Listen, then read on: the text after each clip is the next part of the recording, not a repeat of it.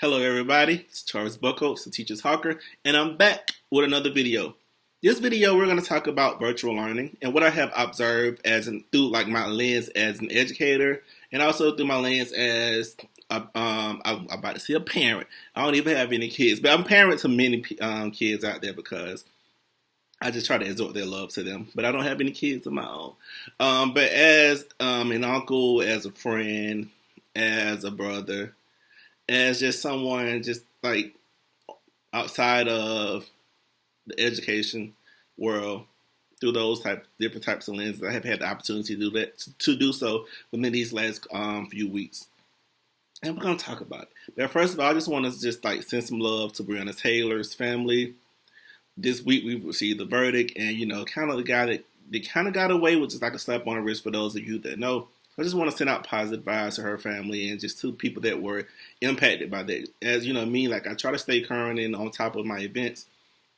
And that somewhat took a toll on me. I was kind of somewhat devastated.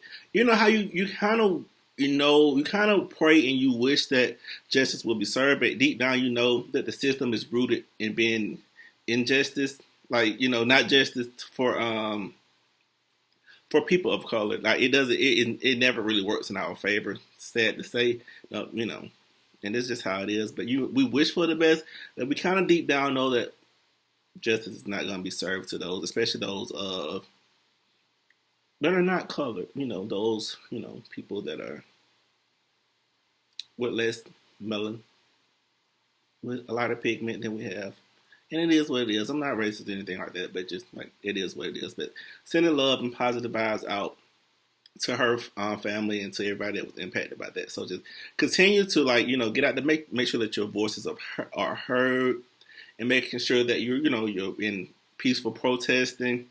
Hell, honestly, in this case, I don't condone looting. I don't condone burning down stuff down. But I can see the rage. But I ain't gonna say go out and burn anything, go out and bust a one. Don't do that. But just I can understand why people do it, because the justice system is just not fair and it never really works in our favor. But just continue to make sure that your voices are heard. We're coming up on an important election, the presidential election. Make sure that you're registered to vote. Make sure that you get out to vote. Make sure that nothing stops you from voting in this election. And also make sure that you vote in your local elections, because they're just as important. Those local elections are just as important as the presidential election. And most people some way have to talk about, well, I don't know, Joe Biden versus Trump. I don't know which one I'm going to pick. It's just about the same. But anything is better than what we have now. Anything. And trust me, all the hell that we done been through as people of color, somebody that working for our favor, I ain't telling you who to vote for, but just, hey, you get it. But yeah, moving right along. And also, since my last video, we lost Chadwick Boseman.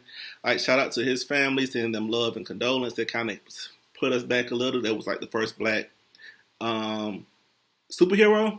And it kind of threw the community for a loop. And the community, as I say, is the African American community, the black community, because he was just like a staple within our community that was encouraging for our kids, for them to look up to someone and idolize a superhero who was actually a representation of them, like someone of color. So much love to him and much love to his family. May his soul rest in peace and his legacy continue to live on. And also on a lighter note, since the last video, we had Brandy versus Monica, the verses. Who would have ever thought? Who would have ever thought? Y'all know I'm team Monica, but I want to say that versus is probably the best verses ever. Not in the sense of music-wise, they got great music, but just in the sense of this was long awaited. For those of you who know the beef against Brandy versus Monica fans, just the ongoing saga of I'm team Brandy, I'm team the Vocal Bible, team Monica, Gunica, that was just great to see them come together. And on top of that, we had Patty versus Gladys Knight. The verses between Patty versus Gladys Knight. It just warmed my heart to see how they interacted with each other, and that was just something that we needed in these times with the Monica versus Brandy as well. But Patty versus Gladys was like icing on the cake, and it just showed that we're in a time to where we need unity. We need that sense of coming together and being there for one another, and just, having a good time, and like letting the stuff of the world not really phase us, but focusing on like the arts and focusing on entertainment in a positive way. Gladys versus Patty, that was like, it was just like my grandmother sitting down with her sister, my aunt, my great aunt, and just chatting about good old times, sharing recipes and sharing songs and getting up and trying to dance, even though they got arthritis and they know they don't supposed to be wearing those heels they should have had on kitten heels, but they were just trying to put on for us, just be in full glam and all that. It was really a great time, and I think it was something that we really needed as well. So we have a balance of the good versus the bad. So we got to take what life, doing these days, what it is, and just try to maintain a good sense of wholesomeness and a good sense of positivity. So, moving on. On top of that, on side of that, like I said, we're going to be talking about virtual learning. I've had the opportunities to sit in on some virtual learning sessions with family members and friends. I also somewhat have been consulting parents and kids, like tutoring kids and drafting like strategic plans for families and kids during this time. But as we know, that virtual learning is the new norm right about now because of COVID. Many schools have not really went back. Some have went back inside of the classroom, but in small numbers. Like I said previously, a lot of inner city kids and a lot of inner city schools don't have that luxury of going back because they just don't have the resources to follow social distancing guidelines. It's unfair, but it's just the realization. It's just other situation. It's just what it is. Sad to say, like our kids, I would say our kids, the inner city kids, are always at a point where they have to suffer the most when it comes to education. And here we are yet again in a situation where it's kind of like they're not getting the better end of the stick. So we just got to do what we got to do. Just make sure that we, kind of keep them uplifted during these times. We got to do that. Got to do so. So moving on, what I've noticed, through the virtual learning, the main part that I noticed as I signed in on numerous sections at the beginning of the week up until like a few days ago, is that in the beginning the system was it's virtual learning from K through 12. Just imagine like a kindergarten sitting at a computer, this first year of school, they had pre-K, but they were in class in pre-K. Now their first year of big kid school, they had to sit at a computer all day, and just and not even just kindergarten, because even with my nephew, I have a nephew that's in pre-K, and that's online.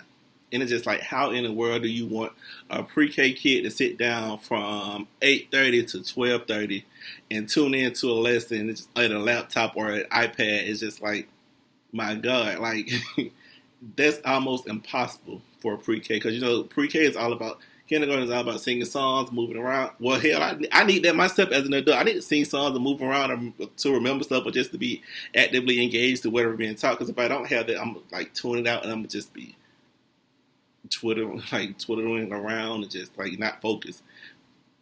So yeah, my first thing is just making sure, gotta find a way to make sure the kids are entertained during virtual learning. And I know it may be hard for teachers to do so, but it's just one of the main things that I noticed from the beginning. And also in the beginning, there were a lot of glitches with the system, and I know it would have been overwhelming because they were not really able to test it out with the kids prior to beginning of the school year. Well, some district may have, but a lot of districts where it's not the first day of virtual learning, was just the first day of virtual learning ever with the students and the teachers. So there were a lot of major glitches in the system. The system was down for some, and the quality of the cameras for some of the kids on the computers is horrible. They can't really see the teachers, and it's just sometimes the camera get frozen. Sometimes the camera blanks off. They don't know how to do it, and that's overwhelming for kids that are at the kindergarten level. It's overwhelming for all kids, but what I've noticed, more particularly for those lower level kids, is overwhelming for them. They don't know what to do or how to respond to that. And also the audio is horrible for most kids. And I'm just talking off, but what I have observed is pertaining to the inner city kids or public schools here in Atlanta. And I'm quite sure it's across the board with these Chromebooks. So the audio was horrible that first week. The glitches in the system. You may could get into your Google Classroom. Zoom may was working. Zoom didn't work. I think for the first day, Zoom, they couldn't even log on to Zoom. And it was just like, what do I do now? It's the first day of school. How do I get my kid logged in? And parents calling teachers. Teachers was trying to call the parents. And teachers was trying to answer every parent call. Some teachers was getting cussed out. Some principals was getting cussed out. And some, it was too much. It just was too much. And it's sad to say that's the reality of education right about now, but it was overwhelming just with that. And also, what I noticed is a lot of students were not taking it as serious as they should have, which I can somewhat understand because they were just coming from summer. And as you know, coming from summer, going back into school the regular year, most new teachers in the classroom have to do somewhat of like a summer reset, where you're getting the kids back into. Where you're getting the kids. There was my watch going off. I don't know. Out of all the times, my watch wanted to go off like I was asking the question. But no, you have to do somewhat of a summer reset. Where the first couple of weeks of school is just like you're building classroom management, or you're building. You're building classroom management, and you're building a relationship with the kids, or you're resetting them to get back in that mindset that they're in school and they're not at home, and it's a lot of things that what you were doing through the summer you can't do now anymore. So and that was kind of hard to transpire, and I feel teachers are overwhelmed. Teachers are already overworked, but having to do that an extra step for virtual learning was somewhat hard. So a lot of the kids, they didn't log in. I've noticed that they were not logging in on time. And when they logged in, some of them were in their bed. Some of them just were not taking it seriously. Some of them were not.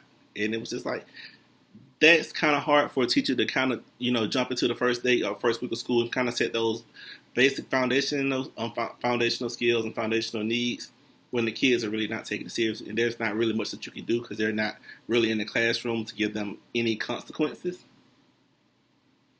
So, yeah.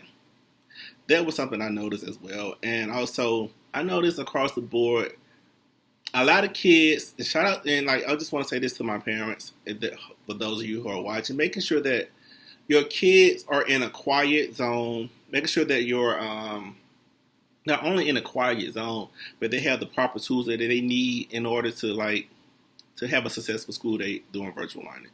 Making sure wake them up, make sure they're at a decent time, making sure they eat breakfast so they don't have to be saying that I'm hungry. Because I know there's a lot of kids who are saying I'm hungry, or is it lunchtime yet, or I'm tired. So making sure that they get a good night's sleep, making sure that you feed them in the morning so they have breakfast, and make sure that they're in an environment that doesn't have loud noises, and make sure that they're in an environment where the light is kind of well so teachers can see what they're doing.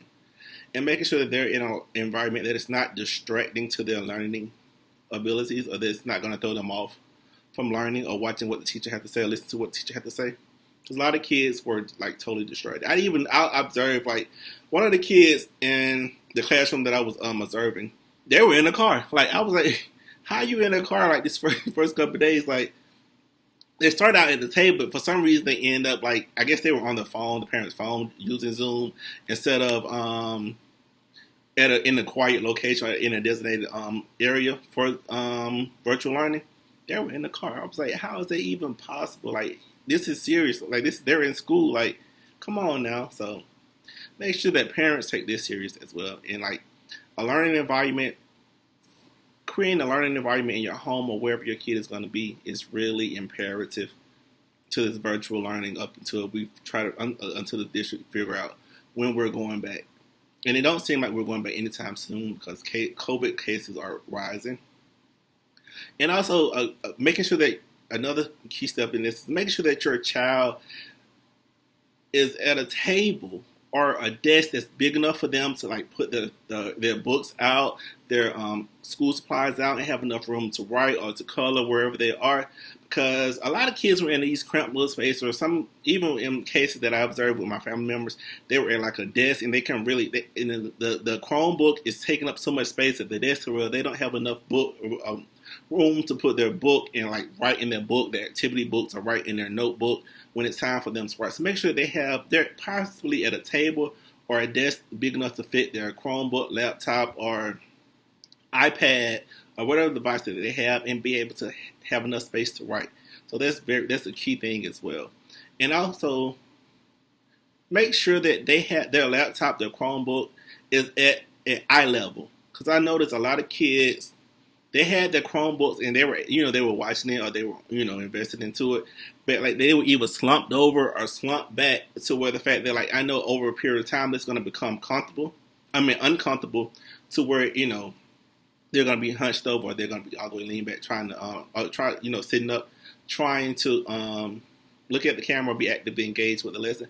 So making sure that, that their device is at eye level. So for what I had to do is like set a book under my kids that I was observing, set a book or two books under their Chromebook, so it was at their level, to where the Chromebook wasn't up high and they're slouched down to where they can't see it. Or put a few books under their seat to where like they're raised up and they're at the level with their Chromebook or something of that nature. But make sure like the contact with the posture and the structure of how they're sitting plays a key detail in terms of how they're going to receive what's being taught. Because like I said, over a period of time, it's going to become uncomfortable if they're leaning down or they're up too high, or they're sitting down too low and having to look at a computer. So that's something I noticed as well. And also, for my parents out there, it's very important that, I know we're kind of a few weeks in, but I feel like it's very important that you have sat through a few sessions. For those of you that can, because I know a lot of parents, which was another alarming issue, a lot of parents didn't know how they were going to try to figure out who's going to watch their child while they're at work. Because a lot of parents work through the day, and it's normal, it's typical, especially for the working class family, because nobody has money to spend on a nanny, or nobody has a stay-at-home parent. And like the parent goes out to work. It's just not realistic, especially for our babies in the inner city. So a lot of parents have to go out to work, and they were just trying to figure out how, even in two parents household, both of them may have to go out to work at the same time, or even if their schedule is indifferent from one another, it's still like how we're going to figure out the schedule that works best for our kids to meet their need. So how are we going to figure that out? So that was an issue. But moving on, but for for my parents, making sure that if you have enough time to do so, and if you are able to do, make sure that you sit in a session or two, or even more, or pop in on a session as your kid is at home learning, so you understand like what are they learning, what is being taught, what are the standards at hand, what are the subjects, and what is going on. Because you want to, at this time, I know a lot of kids are not really, it's sad to say, some are, some not, but virtual learning, they're not really invested in it. So what you want to do as parents is always like to kind of ensure that what the kids are learning online or in the classroom, making sure that you kind of give them several at-bats, give them more practice at home, and make learning continuously, making learning continuous. So you can kind of, you pop into their session, understand, okay, today they're adding on of 10, or today they're counting multiples of 10, or, they're dividing fractions, or they're working on story elements. So make sure that you're popping in to understand what your child is learning so that you can continue to ask those questions in the home. Because it's very important these days. A lot of times kids spend so much time at school to where parents feel like they spent time at school, so I don't need to understand. I mean, not that I don't need to understand, but I don't need to incorporate learning at home. But learning at home is very important.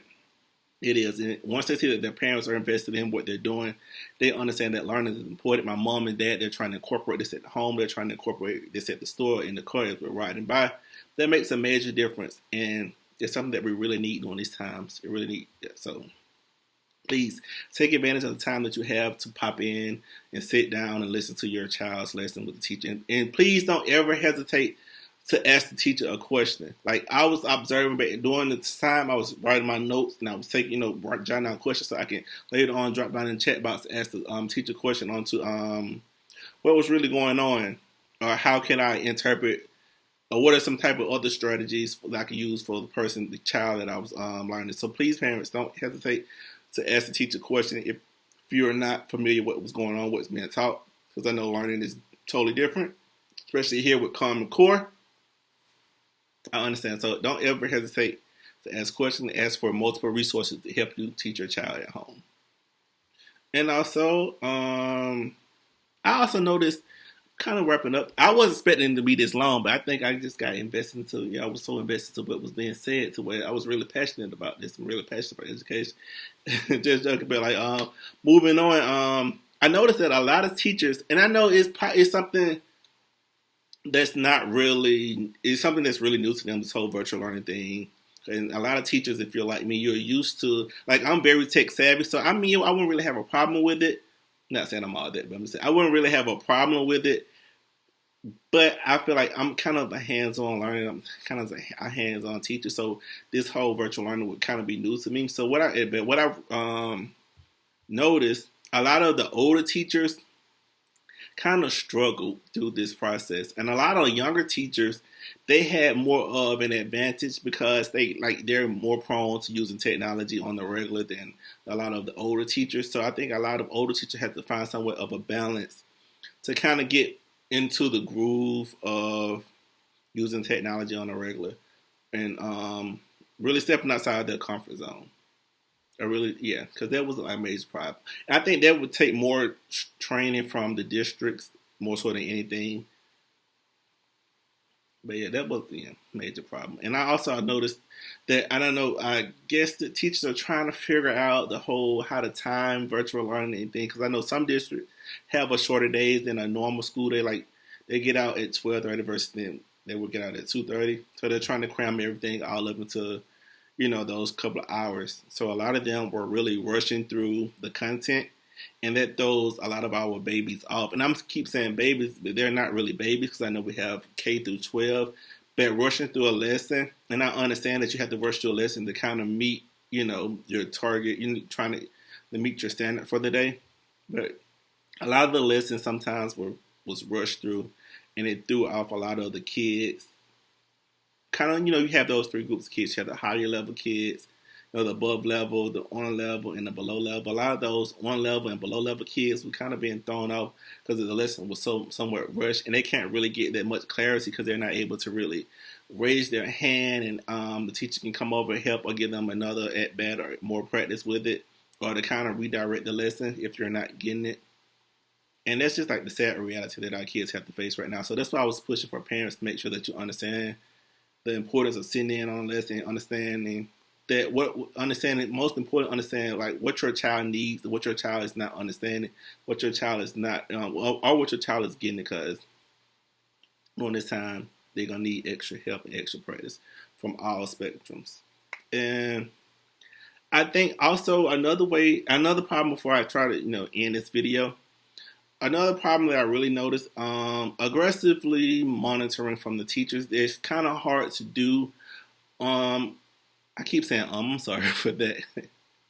I'm working on it. I'm gonna hire a speech coach. I can't do Toastmasters. Maybe there's a Toastmaster class online, but it's not, we'll get into that. I'm gonna try to work on not saying a lot. I really don't say it in person, but I think another thing a teacher needs to work on is finding a way to aggressively monitor the kids online doing virtual learning, because aggressively monitoring kids is a key component in knowing who's getting it and who's not getting it. And a lot of times when it's virtual learning, a lot of kids be like, yeah, I'm getting it, but they're just mimicking the answers of their peers. They're just stating the answers aloud. So like I said, audio sometimes is slow, so you just never know. I heard, I could hear my classmate, Dontavius shouting out 6. So I'm going to say 6. And it's going to sound like we're saying it together because the audio is so bad. So as the teacher, Mr. Buckholz, I'm like, oh, so Dontavius got it and Travis got it. So, but in real, in all honesty, it's just like, no, they're not getting it at the same time. And I'm just going to mimic what my classmates getting it. Saying, because I know he has the right answer and you're agreeing with him for the most time, so I'm gonna say it. So I'm gonna say whatever they're saying, so that way I don't really have to do my work. So it's kind of hard to aggressively monitor kids on virtual learning as opposed to being in the classroom. So that's something that needs to be worked out as well. I know there was a lot, but I'm sweating. But yeah, virtual learning has been somewhat challenging. And I shout out to all my teachers out there because I know teaching is already hard. But on top of that, during this time, making sure, especially if you have a love for kids and have a passion for education, like I do, and I know most teachers do these days, and I just want to shout out to my first year teachers as well, because who would have never thought like their first year of teaching would be online. I know it kind of works in their favor because, like I said, a lot of younger teachers are somewhat tech savvy, but like they don't get that in class experience that we got when we first started teaching. And that could be somewhat difficult, especially if you're new, you're just coming straight from college into a classroom or into a school. So shout out to you guys, and make sure that you use your fellow teachers and colleagues as resources. And shout out to all of my teachers. Like, much love out there because it's so much out there that's coming against y'all right now.